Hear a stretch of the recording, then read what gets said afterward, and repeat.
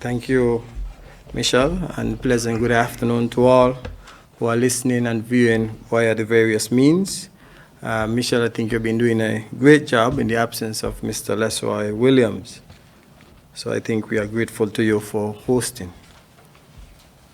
Ladies and gentlemen, I want to update you regarding the many engagements that the task force would have convened over the past week.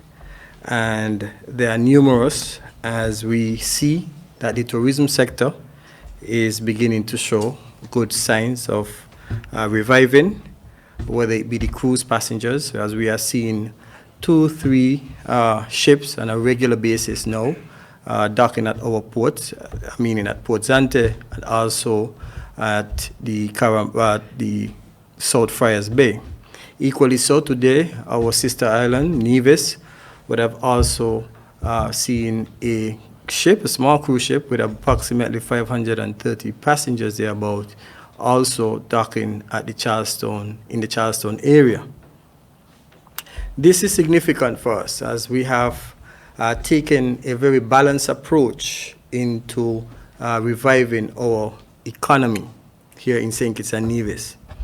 However, like everything else, there'll always be challenges, and I am appealing to everyone in the tourism sector in particular to, again, go get vaccinated. It's very important. It builds resilience, and it gives us the competitive edge against our competitors around the region to be able to be a marquee destination and also to remain solid in providing these services.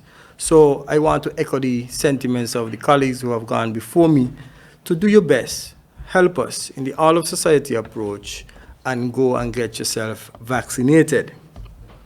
The National COVID-19 Task Force would have met with the St. Kitts and Nevis Football Association executive, and this meeting would have taken place on the 9th of November.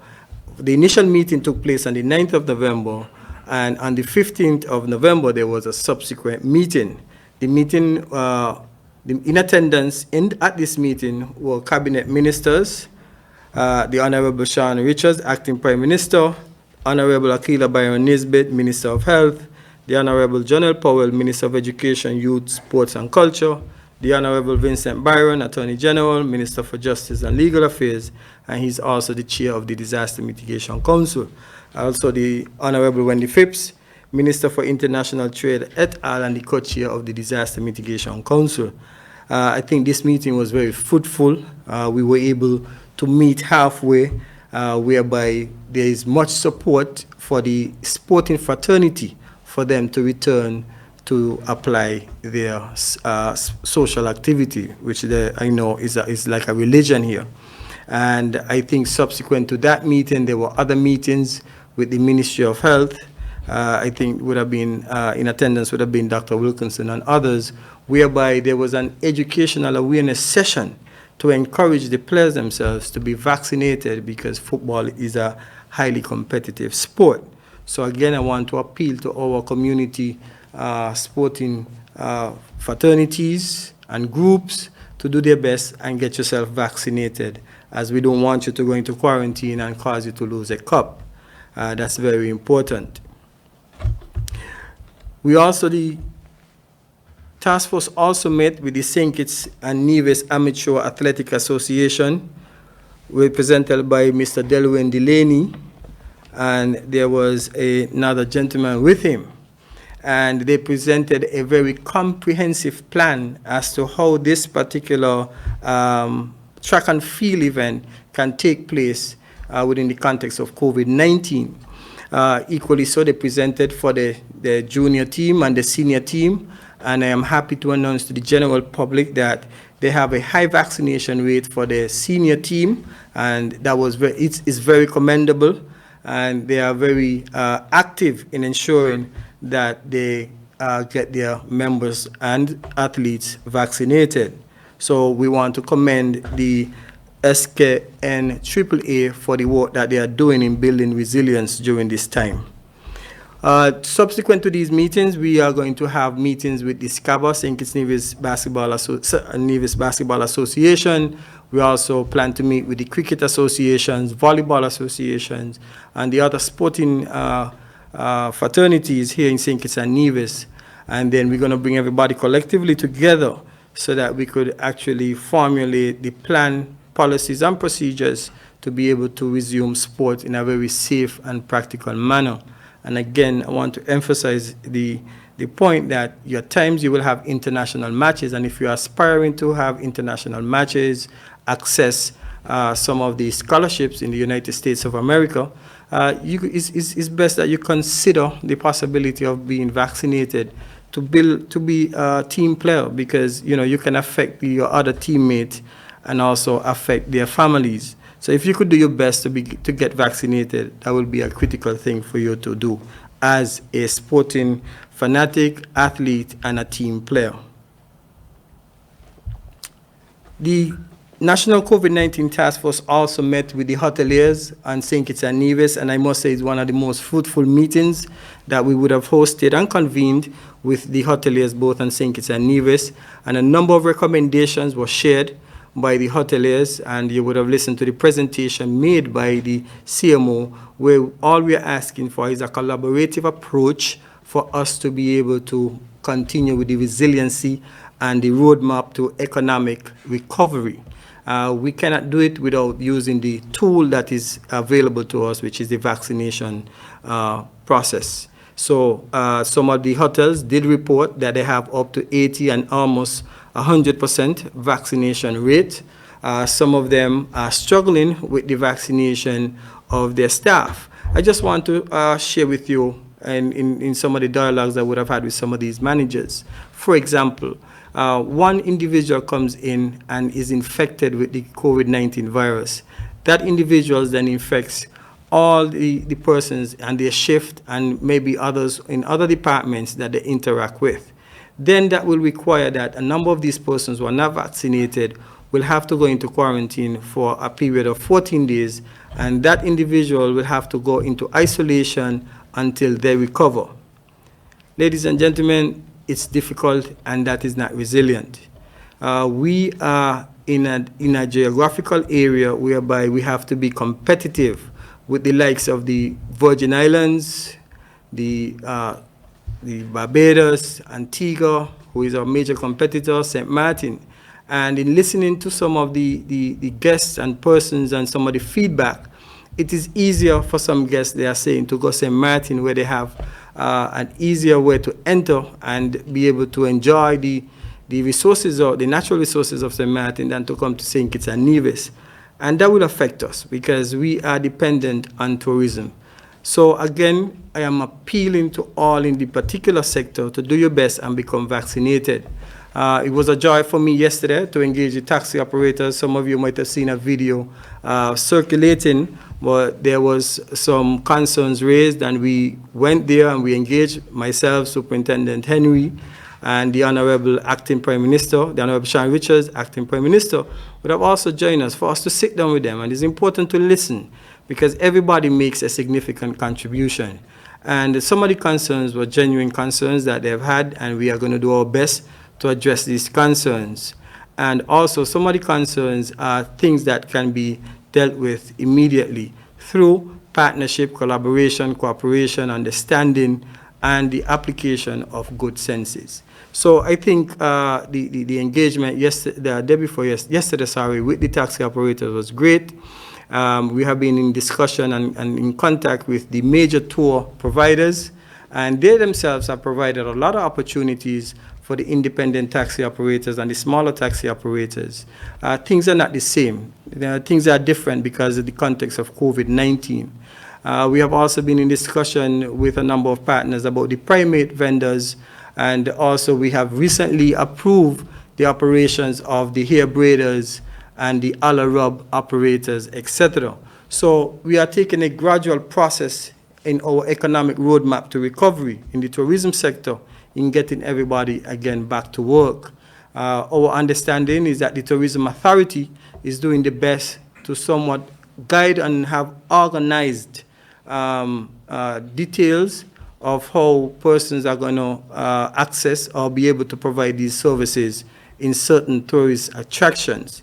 And yes, the concern has been raised because I have received a number of calls and concerns about this late stay over guests and the cruise ship guests, and the high demand that is there in the Federation right now. And we are going to take a balanced approach. I was just on the phone with the Honorable Sean K. Richards, the Deputy Acting Prime Minister, as well as the Attorney General, regarding looking at policies and procedures to sit down and discuss with the task force about how do we manage the high demand of tourists entering the Federation of St. Kitts and Nevis. For example, some of the hoteliers has indicated that the numbers are increasing in terms of the uptake in guest arrivals. So when they would have been expecting maybe 30, 40%, they have gone beyond the 50%.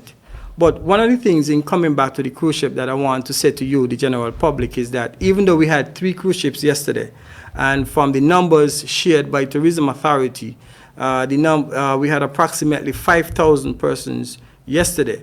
But what was also significant for me when I was speaking with the CEO of tourism is that those 3 ships should have had approximately 10,000 plus passengers together combined on the ground. But the ships are operating at a 40 to 50% capacity. So it means that the jobs that you may have gotten in the past are also reduced to approximately a 50% chance as well.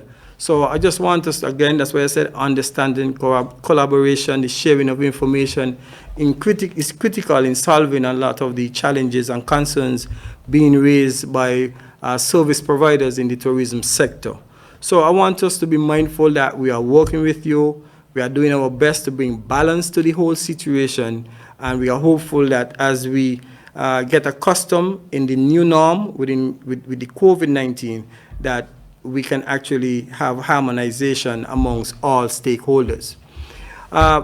Yes, the question is there about the fencing and bringing down the fencing, but once the fencing comes down, it means that a lot of other barriers have to come down as well. So what we have said is that we are going to take a gradual approach in taking the necessary steps to let the fencing down. We have to prepare the general public, we have to prepare everybody, because that means that the tourists may be able to jump in a public transportation, which is, public buses, and might go to places. They're going to be interacting with our general public to a high degree, and we still have persons who are not vaccinated. So we are asking persons, let us reach that threshold. We said 80%. We are soon there, and do your best. If each one takes one and we reach that threshold of 80% vaccination, then I think the cabinet should feel comfortable in knowing what risk they are willing to absorb here in St. Kitts and Nevis. In particular, looking at the low vaccination rate for our underage teenagers at the age of 12 to 17, I think it is. So if you help us, we are able to help everybody to get to where we need to get at. I want to make a special appeal to the Red Caps in particular.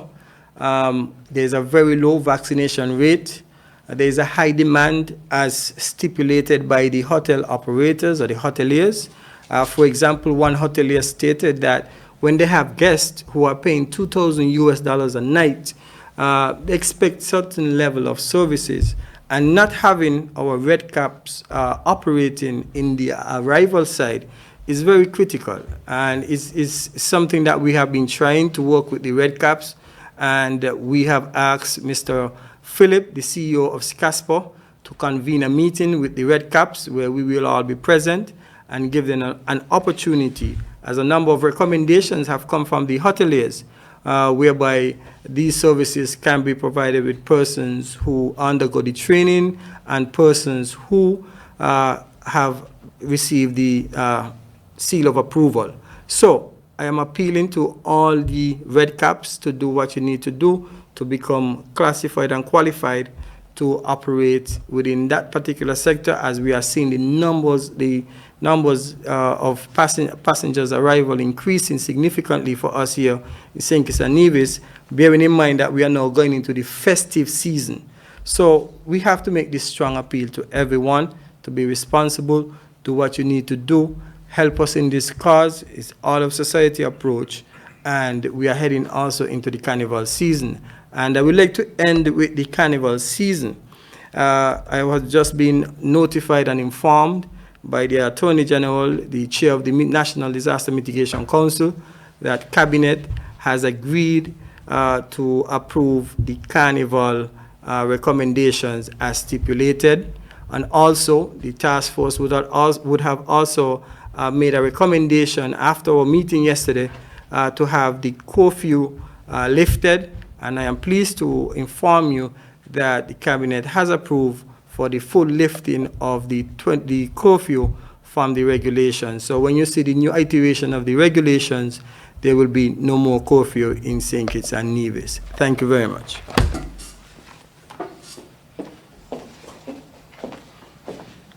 Thank you, Mr. Samuel, for the information shared. And now for the exciting part of our briefing, the questions and answer segment. We have 3 questions from Von Radio. The first question is, given the approaching busy season, will any additional measures be in place to ensure that the COVID-19 case number remain low, particularly since more air and sea traffic are anticipated now compared to 2020? I can read it again.